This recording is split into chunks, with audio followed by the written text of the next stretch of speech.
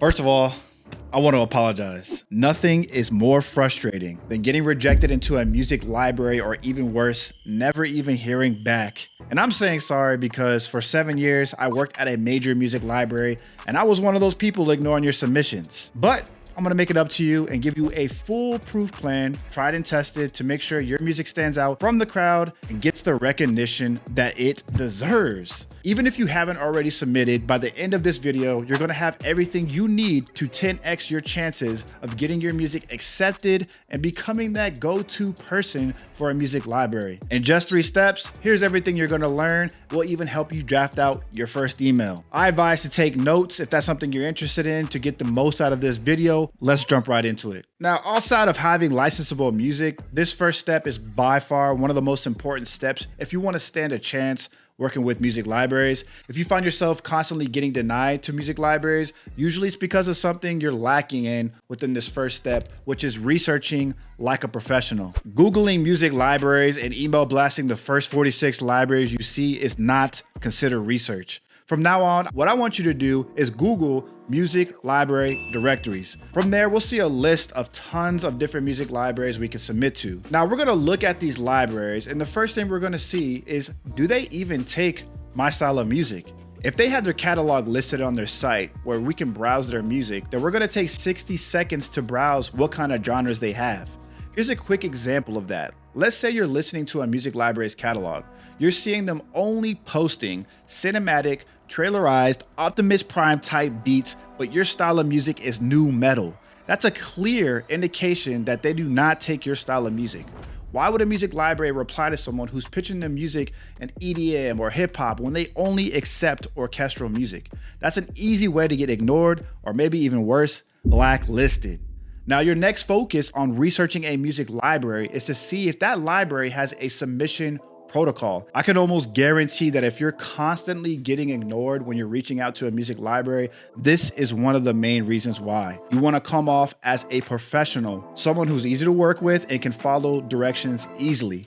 A lot of sync licensing is greatly dependent on being able to follow directions. So let's play a game right now called Put XcaliberZero on blast. Back in 2018, 2019, I was helping out on a big show for Lifetime, and that show had a very tedious instruction brief protocol on what type of music they wanted from us and how they wanted that music to be presented on a tight deadline. So one of my jobs at this music library was coordinating with our composers and our vocalists to make sure I clearly wrote out the instructions from our clients for our creatives to follow. We wanted to keep the client happy, and like I mentioned earlier, they were on a tight deadline. Well, I got the music from all of our composers and artists. Everything was sounding nice, everything sounded contemporary, and followed their instructions on the music side. Hearing the music, I felt super confident of what we had created and prepared, and I sent out the music. But I made a huge mistake. I forgot to tell our team to make sure that everything that we send was in WAV, because that's the file format that the client from Lifetime requested. Remember, this client was on a tight deadline, so my anxiety was floored to the max. I had to go back and waste half my day now spending time converting all of those tracks to WAV. Now, I could tell the client that we had at Lifetime was kind of annoyed because they had their own deadlines to meet, and that mistake may or may not have costed our company to work with them the following season. Honestly, I've become traumatized to this day from that one mistake. Low key, I would spend 10 minutes rereading and clearly identifying instructions from any music briefs we received from that point forward. At the end of the day, that music library is servicing high-paying clients, so they need to present themselves as a professional, which ties into my original point. Taking the time to see if that music library has a submission form, reading a music library's music submission protocol, and clearly identifying what type of streaming link they prefer, how many tracks do they want, or most importantly, seeing if even accepting unsolicited material is an option for them. We want to show them that we can be reliable to work with by clearly following directions that they've taken the time to write out for us.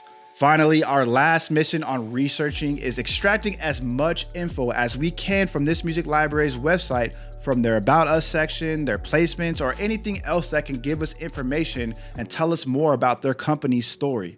Trust me, you're gonna need this later. Now, there's one question I always get, which is, which music library accepts my EDM beats, or which music library accepts my trap beats? That answer is always subjective, and the truth is, most libraries accept a variety or want a variety of music. A great indicator if they're taking your type of music is researching their catalog and listen to see if they have a variety of music, which leads me into step 2.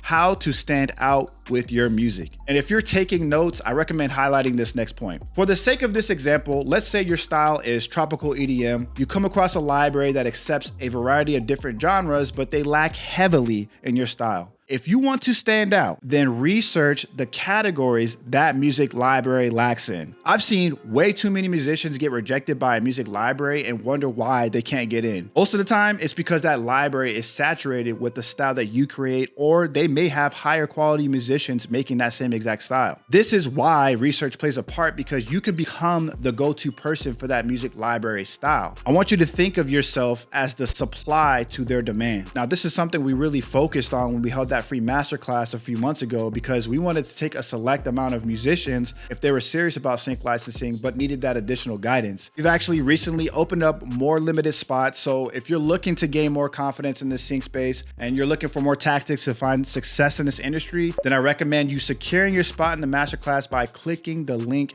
in the pinned comments or the description below. Having your music properly structured is very vital if you want to find success in this industry. Now, I have covered this topic before on this channel. We're not going to get into detail for the exact format in this video. If that's something that you are trying to learn, then that free masterclass that I plugged earlier will come in handy for you. But I will say that 100% you need to make sure your tracks are sync ready.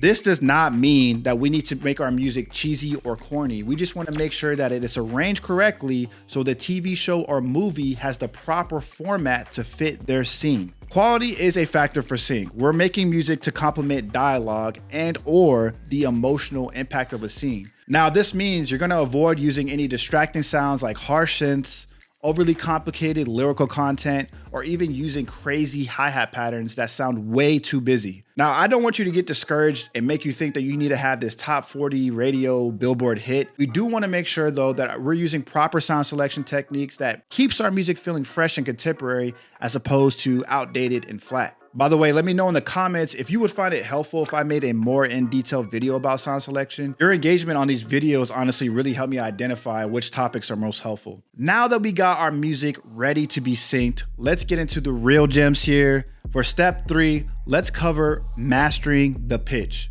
One of the biggest mistakes I see so many musicians make when sending a cold email and pitching their music is sending an email the length of the Declaration of Independence.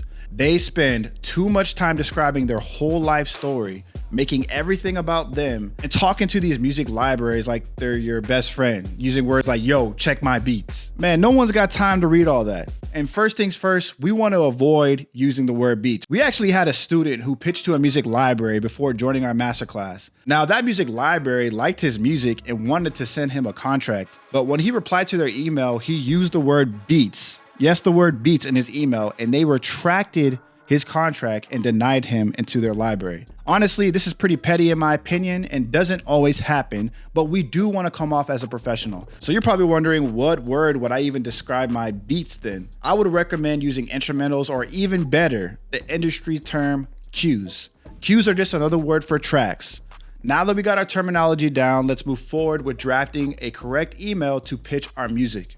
We're going to keep our email short, around 2 to 3 paragraphs max. Give a brief introduction of who you are, how you came across their library, and why you believe your music is a great fit. If you have any credits or accolades, briefly mention them. And don't worry if you don't have any, you can still list your skill sets or resources that music library may find beneficial. Just to give you a couple examples, this can include having your own studio as an artist, or the ability to mix vocals if you're a producer who can engineer, just anything that they can find as an asset. You remember how earlier in the video I mentioned to note any info about the music library's placements or their story? We're going to list that in our email. This one tip is one of the biggest gems I'm telling you right now. Libraries are typically getting at least 50 submissions a week, depending on if they're a bigger library. Most of them are just receiving emails that have just been copied and pasted with no personalization. No one feels like being used. So let's get a little bit more personal. You're gonna stand out by showing them you took the time to research them and list projects or anything in their storyline that you admire about their company. Or if you're feeling confident enough, just ask to get on a quick call and ask about their company. Your goal is to build a genuine relationship with them.